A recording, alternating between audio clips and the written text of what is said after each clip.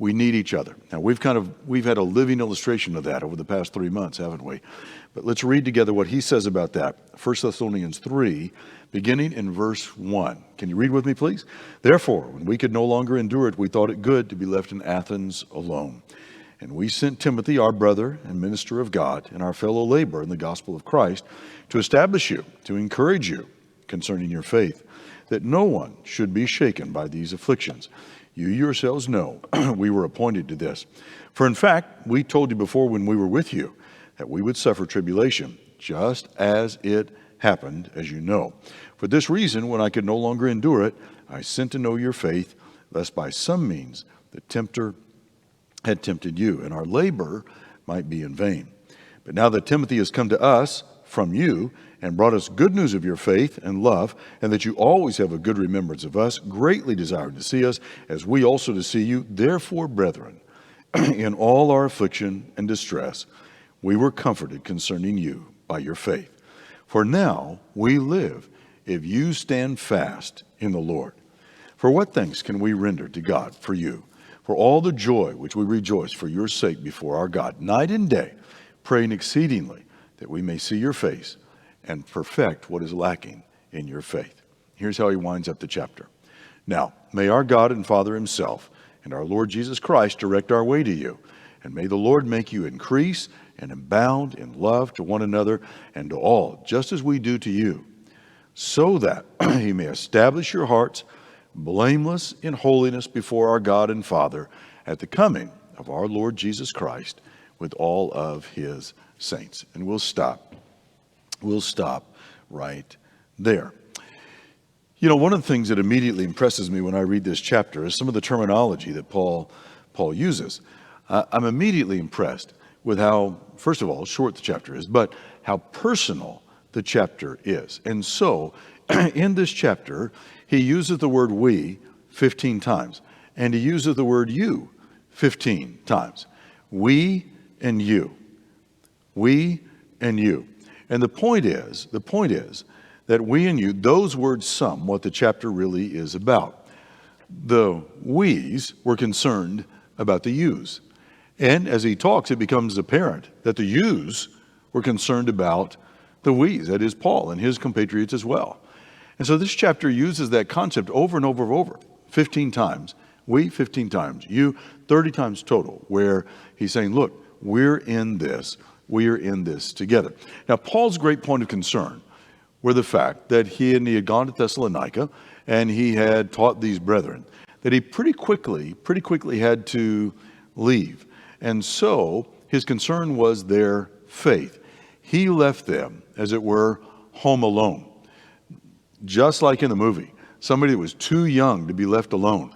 But he had to do that. He had to leave them alone. And so they were in many ways home alone. And so he wondered about them. He worried about them, just like a parent would be concerned about a child. In fact, look at his terminology in verse 1.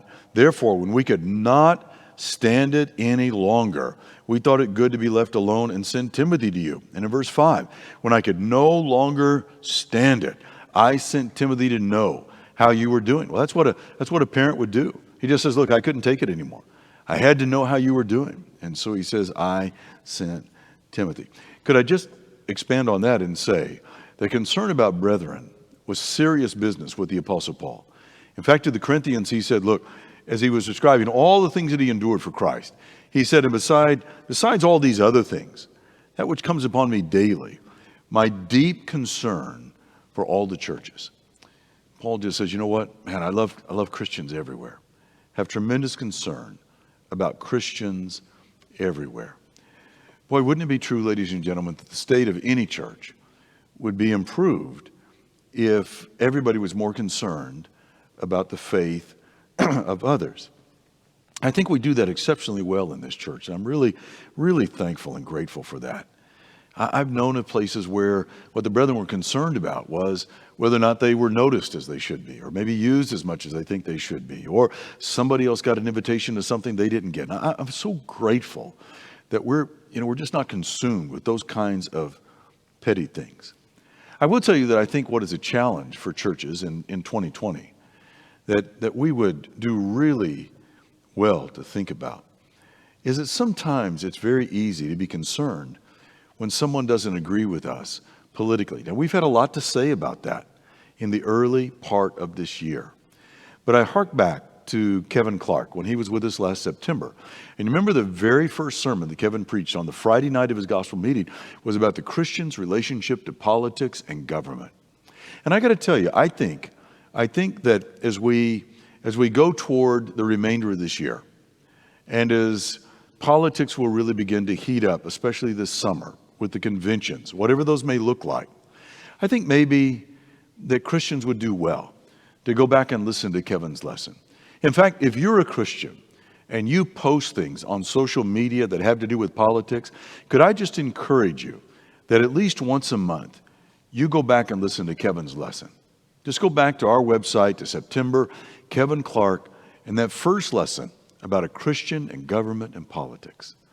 I think we'd all do well to listen to that, because it's really easy to take our eye off of what's most important, what Paul was concerned about, and become really concerned about the politics of our brethren.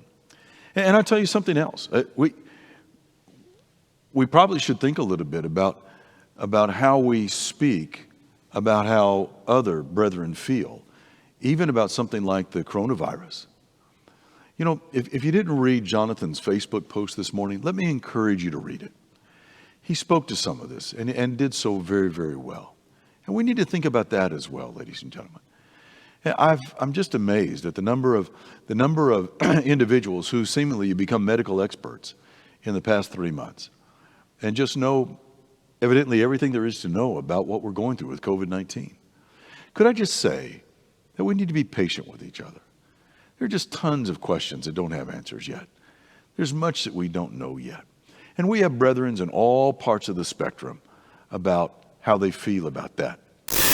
I can tell you a couple of extremes. I read from a Christian last night, not a member of our church, but I read from a Christian last night who said, quote, "Every time I see somebody wearing a face mask, I pity them. I pity that they haven't realized that all of this is just a hoax." Well, that's one extreme view about this. I tell you what, we surpassed 100,000 deaths in America today. And so there are a lot of families who've lost moms and dads and grandmothers and grandfathers and sons and daughters. And I want to tell you, it's pretty real to them, not a hoax to them. And so maybe we ought to be careful about sharing those kinds of things. At the other end of the spectrum, I've got a friend who lives in another part of the country that I really do appreciate a lot. But he believes that if there is a second peak wave of coronavirus in the United States, he really believes that everything in our world is going to collapse, that the economy will collapse, that in essence the government is going to collapse, and we're going to have anarchy. So those are two polar opposites, right? Most of us are somewhere in the middle of that. But wherever we may be, we need to understand there's a lot of things we don't know yet. Most of us are just doing the best we can, trying to stay as safe as we can. We all have different ideas about that and thoughts about that. We need to be patient with each other about that. We need to be tolerant of each other about that. And as we said in the document that you received yesterday regarding the return into our building, if we're going to err about that, we're going to err on the side of caution and safety. I want to make sure that if we make a mistake, it'll be a mistake of being too cautious, not too cavalier. So, you know, Paul just says in this chapter, man, I love brethren everywhere. I just love brethren everywhere. He said in Romans 14, you know what? He said, if meat makes my brother to offend, I will not eat meat while the world stands. That's a good philosophy, isn't it? That we're just going to watch out for each other, and we're going to be tolerant a little bit of each other. A little bit of that goes a long way. We need to be really concerned about the faith of others. That's what Paul was concerned about. He was concerned about them. He wanted to make sure that nobody was on spiritual life support. He wanted to make sure that they were doing okay. And that really is what consumed him. And I'll tell you what's interesting about that. Paul was concerned about people who were radically different than him. He hadn't even known them very long. He wasn't there very long. And his background was radically different than these Thessalonians. His background was thoroughly steeped in Judaism from the day he was born. But the Thessalonians, their background was pagan idolatry. We've said you could look from Thessalonica and you could see the mount where they believed the pagan gods lived. And so their backgrounds were completely different. Their history was different, their traditions were different, their customs were different, and yet Paul had tremendous affection for these people, even though they were so radically different. It's just amazing the kind of care that Paul had for brethren, all brethren. Listen to what he said to the Colossians. I want you to know what great conflict I have for you and for those in Laodicea and for as many as have not seen my face in the flesh. But he says, I care about them. I love them. I want their hearts to be encouraged and knit together in love and attain the riches of the full assurance of understanding. I want them to understand the knowledge of the mystery of God in the Father and in Jesus Christ. You know, there's a reason why we sing in our churches, blessed be the tie that binds our hearts in Christian love. And so Paul says, you know what? When I could no longer endure it, when I couldn't stand it anymore, I decided that it would be best for me to be left in Athens alone. Now, I think that toll, isolation, was probably heavier than any workload that Paul had. It's not good to be isolated. God created us for community. And he says, you know what? I sent Timothy. I sent Timothy. Now, if you remember any of the history from the book of Acts, this whole business in Thessalonica, this comes from, Acts chapter 16 and 17 in that area. And so Paul, Silas, and Timothy, they have to leave Thessalonica and they go down to Berea. And the persecutors from Thessalonica follow them and stir up opposition to them down in Berea. And so Paul leaves and he goes to Athens. Silas and Timothy stay in Berea. Timothy later joins Paul in Athens. And then finally, Paul says, you know what? I'm willing to just stay here in Athens alone. Timothy, I need you to go and encourage the people in Thessalonica, the Christians, and then come back and tell me how they were doing. So that's a little bit of the background there. Now, Timothy was the perfect person to do that because he was a brother. So he was a Christian himself. And more than that, he was a minister. He was a servant of God and servant of brethren. And he was a fellow laborer. In other words, he was a team player. In all the things that we read about Timothy in the New Testament, in the epistles, you never read about Timothy trying to draw attention to himself. He just doesn't do that. So if you want a good summary of Timothy, Paul would say about him, I trust in the Lord to send Timothy to you shortly, that I also may be encouraged when I know your state. I have no one like-minded who will naturally, sincerely care for your state. What a great compliment. I mean, wouldn't it be a great compliment to have the great Apostle Paul say, you know what? I got nobody like him. Man, he loves people so much, he just naturally cares for everybody. We all know people like that. This church is full of people like that. What a great statement that is. You know, so much of the work of the apostles, was establishing baby Christians, new Christians, helping them get a firm root and hold, to be able to stand on their own 2 feet spiritually. That's so important. That work is still important today. Because you think about it, what do newborn babies need? Well, newborn baby Christians need the same thing as newborn babies. They need nourishment. They need food. Peter said we've got to desire the sincere milk of the word so that we may grow thereby. And they need protection because newborn babies, they can't protect themselves. And newborn baby Christians need Christians to stand by their side and mentor them, shelter them. Oftentimes take the blow that they are not, the wound maybe, that baby Christian is not able to take yet. And so they need to be protected. And they need bonding. Just like physical newborn babies need bonding. I mean, all those studies indicate that newborn babies have got to be held by their mom, held by their dad. That bonding has to take place. And that's got to take place with baby Christians as well. There's a reason why baby Christians are born into the family of God, because they need spiritual moms and dads, and they need brothers and sisters. They need to be able to bond and gain strength. And so Paul says, I'm going to send Timothy, and I want him to encourage you and establish you concerning your faith. In 1 Thessalonians 3:3, he said that no one should be shaken by these afflictions. You yourselves know that we were appointed to this. He didn't want anybody to be shaken. The word shaken is interesting there. It means to go back and forth.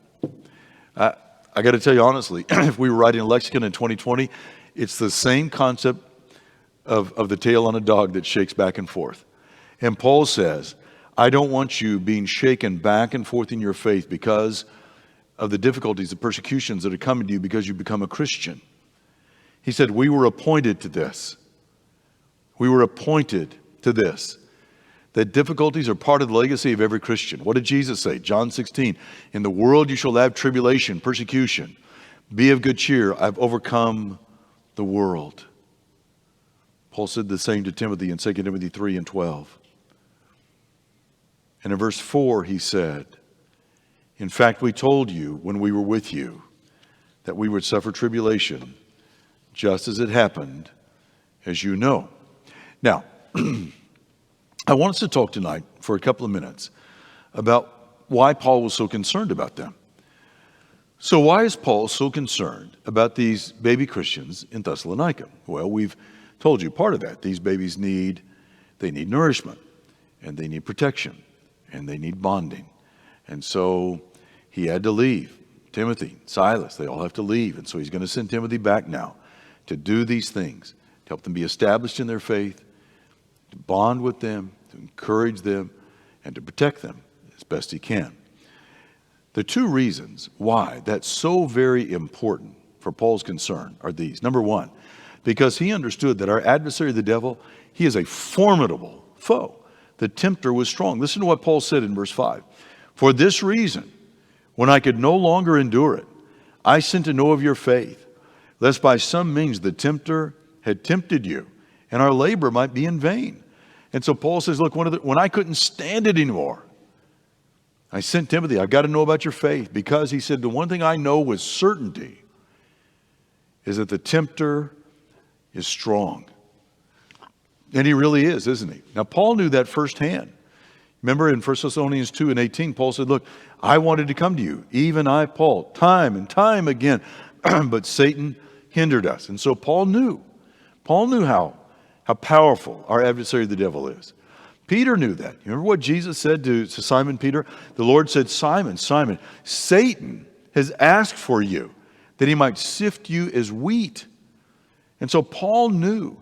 He knew how strong our adversary, the devil, is. He had hindered Paul in being able to come back to them. And he knew this, that the devil had tried to sift Peter's faith like it was wheat. Now here's the point of that. The point is that our adversary, the devil, doesn't make an allowance for new baby Christians. See, Paul's so concerned about these baby Christians. And he says, I'm afraid that the tempter has tempted you, because he knows that the tempter doesn't make allowances for baby Christians. That the tempter doesn't, when you're baptized, he doesn't say, oh, okay, hands off you. I tell you what, I'm going to leave you alone for 6 months to a year. I'm just going to leave you completely alone. I'm going to let your faith in Christ grow and develop and mature. I'm going to let you get rooted in all of that. He doesn't do that. He doesn't wait to begin his onslaught of attack. That's why, ladies and gentlemen, we talk so much about being a church family, because the church has to be a nurturing place, a helpful place, a protective place, a growing place. It has to be a true family, because baby Christians are born into a harsh world. And so this has to be the one place where they are enveloped and protected and loved and fed and given the opportunity to grow. Have you ever thought about some of the ways that Satan has schemed against the church? You know, the book of Acts is it's a wonderful chronicle of those early days and early Christians. And we learn a lot there about some of the ways that Satan has schemed against the church. He did it first through greed and dishonesty. That's Acts 5 with Ananias and Sapphira. And so he tries to destroy the church by this kind of moral corruption of greed and dishonesty that's just a poison that eats away everything. And when that didn't work, He tried to destroy the church by cultivating complaint among Christians. And so you've got that business in Acts 6 of the widows complaining against other widows. And I want you to think about that. The way that our adversary, the devil, began to try to destroy the work of God in the church was, first of all, by the corruption of the integrity of her members. And when that failed, then he tried to turn the members against each other through complaining. He still operates in exactly the same way. And third, he tries to prevent seekers of the gospel from hearing and believing the truth. In Acts chapter 13, we have a narrative of a government ruler named Sergius Paulus who wanted to hear the word of God, but there was a sorcerer who tried to prevent him. And so Paul speaks to the sorcerer and says, full of all deceit and fraud, you are a son, look at that, you're a son of the devil. You're an enemy of all righteousness. Will you not cease perverting the straight ways of the Lord? But I want you to notice what Paul says. The effort to prevent a genuine seeker of the gospel from hearing and believing, he said, that's a work of the devil. You're a son of, you are an instrument of the devil. And fourth, Satan schemes against the church by stirring up violence and persecution against Christians. That's everywhere in the book of Acts. How many times do we see the Apostle Paul fleeing one city for his life, going to another, only to have the persecutors from the previous city find out where he is and follow him there and repeat the pattern again? Who's behind all of that? Well, our adversary, the devil's behind all of that. And in this passage, in 1 Thessalonians 3, it's hardship and persecution. It's hardship and persecution. Maybe you've seen this little sign that says, God is in heaven and all is right with the world. Well, you know what, ladies and gentlemen? Half of that statement is true. Half of that statement is true. God is in fact in heaven. And that's true, beyond a shadow of a doubt. But in the passage that we're reading this evening in 1 Thessalonians 3, look at verse 3 again. I don't want you to be shaken by afflictions. I told you afflictions would come. Verse 4, in fact, we told you before when we were with you that we would suffer tribulation. And so God is in heaven. That's certainly true. But all is not right in the world, as we've said it countless times. It's a fallen world. It's a world that's not as God initially designed it. It's a fallen world. Peter would talk about that. Peter says, look, beloved, brethren, don't think it strange concerning the fiery trial, which is to try you as though some strange thing has happened to you. That is, again, Christians don't get out of the world unscathed. He would go on and say in 1 Peter 5, be sober and vigilant. Your adversary, the devil, walks about like a roaring lion, seeking whom he may desire. Resist him steadfast in the faith. And look at this. Knowing that the same sufferings are experienced by your brotherhood in the world. You know, I think when difficulties come in our life, we think, why is this happening to me? And Peter says, look, you're not a special case. The brotherhood in the world, all Christians, if you live in your faith, you're probably going to face some challenges about that. Remember in Luke 8 and 13, Jesus, and he told that parable of the sower. He said, the ones on the rock are those who, when they hear, receive the word with joy, but they have no root, and so they believe for a while. But when temptation comes, when tribulation comes, when persecution comes, when difficulty comes, when hardship comes, they fall away. And so Paul, he's concerned about those baby Christians because the tempter was strong. And secondly, he was concerned because he was afraid that his labor might have been wasted. That's what he says, isn't it? I sent to know of your faith, lest by some means the tempter had tempted you, and our labor might be in vain. Now, please understand, he's not saying that for his own benefit, his own sake. He's not saying, you know what, you might have wasted my time. That's not what he's saying. He says this for their sake. He said, man, I'm afraid that my labor might have been in vain. I'm afraid that maybe you haven't learned enough and you haven't grown enough and you haven't made enough progress. And so if the tempter tempts you, you may not have enough depth and root in the soil of faith to stand firm. Listen to what Paul said in Colossians 2. As you therefore have received Christ Jesus the Lord, so walk in him. Listen to it. Rooted in him, built up in him, established in the faith as you've been taught, abounding in the faith with thanksgiving. You know what, ladies and gentlemen, if we look at the reverse of that, the reverse of that is that Satan's greatest spokesman, his exhibit A, is a failed Christian. Now, a failed Christian typically is going to fall into one of three categories. It's someone who just really didn't grasp the life of Christ. They may have been baptized, but it didn't take. They never grasped living the life of Christ. Or secondly, it's someone who never really committed their heart to Christ. And so they've lived, and they go to church and they do the right things and say the right things, but they've never really committed their heart to Christ. And so they might do the right things on Sunday, but they don't do the right things for the rest of the week because the commitment's not really ever been made there. And then third, there are those who the Christian life took and they committed their heart, but at some point in time, something happened and they abandoned their faith. That's Satan's exhibit A, his greatest spokesman. That's why when we read the capstone of the Bible, the book of Revelation, that's why a dozen times it talks about overcoming. Because all of us began as brand new baby Christians. And we had to learn to stand on our spiritual 2 feet. And then we could walk, and then we could make a little progress. We proceeded one step at a time until we finally, the Hebrew writer's language is, we began to run the race. And so we stood, we walked, but eventually we run. That's overcoming. That's what it says 12 times in the book of Revelation.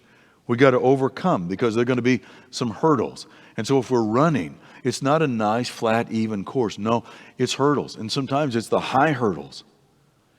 You know, sometimes you hear people say, man, it's hard to be a Christian. And sometimes you'll hear people say it's hard to be, and they'll define what kind of Christian they're talking about. It's hard to be a teenage Christian. It's hard to be a divorced Christian. It's hard to be a single adult Christian. It's hard to be a single parent Christian. It's hard to be the only Christian in your family. It's hard to be the only Christian in your workplace. You know what? All of that's true. Nobody's going to deny any of that. That's why, again, a dozen times in the book of Revelation, the statement is, you got to overcome. You got to overcome. Look at verse 5 again with me in the text. For this reason, when I could no longer endure it, I sent to know your faith, lest by some means the tempter has tempted you, and our labor might be in vain. Again, it's important to understand who's behind the difficulty that individual Christians and collectively churches have. It's the tempter. That word tempter, obviously, clearly is designed to take us back to the Garden of Eden in Genesis 3, or maybe to Jesus in the Judean wilderness in Matthew chapter 4 and in Luke 4. And when does he especially tempt? In times of difficulty. Think again what we read a moment ago out of 1 Peter chapter 5, verses 7 through 10, where Peter says, look, don't think that when difficulties come your way because you're a Christian, that you're a special case.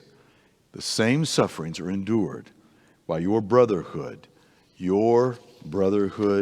in the world. When Paul finishes that statement, he talks about two things that they need to use to make sure that the tempter is not successful in tempting them and that his labor in them, among them, will not be in vain. And he's going to talk about two items on the spiritual crash cart. Now, let me just explain the concept, and then we'll pick up in the next Bible class, whether you watch that Saturday night or sometime on Sunday, we'll pick up right here with these two items on the spiritual crash cart. Now, if you've ever worked in a medical setting, you know exactly what a crash cart is, don't you?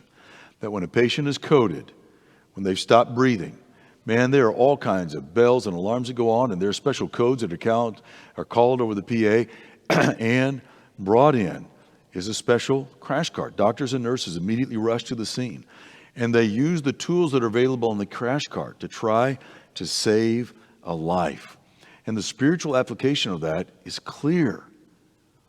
That Paul says, look, the tempter will tempt you, and I don't want my labor to be in vain. I want you to grow and develop in your faith. I want you to learn. I want you to make progress. I want you to stand and then walk and to be able to run in your faith. And he says, you know what? God has put two things at your disposal, and they are both life-saving, spiritual life-saving. And that's where we'll pick up, the Lord willing, Sunday morning. We're going to talk about those two elements that Paul says God has put in our lives, in the life of every Christian who's a part of the Temple Terrace Church. God's put two things in our life to help us be able to stand, walk, and run, and do it successfully, to avoid the tempter and make sure that whatever labor has been invested in us will not be in vain. So, thank you for listening so well. We're going to have one song, and then I need to talk to you about some things that are germane to our church family. Some things that you'll want to know that have to do with our church family over the next several days. But first, let's have a song together, and we'll have some announcements and talk a bit as a family.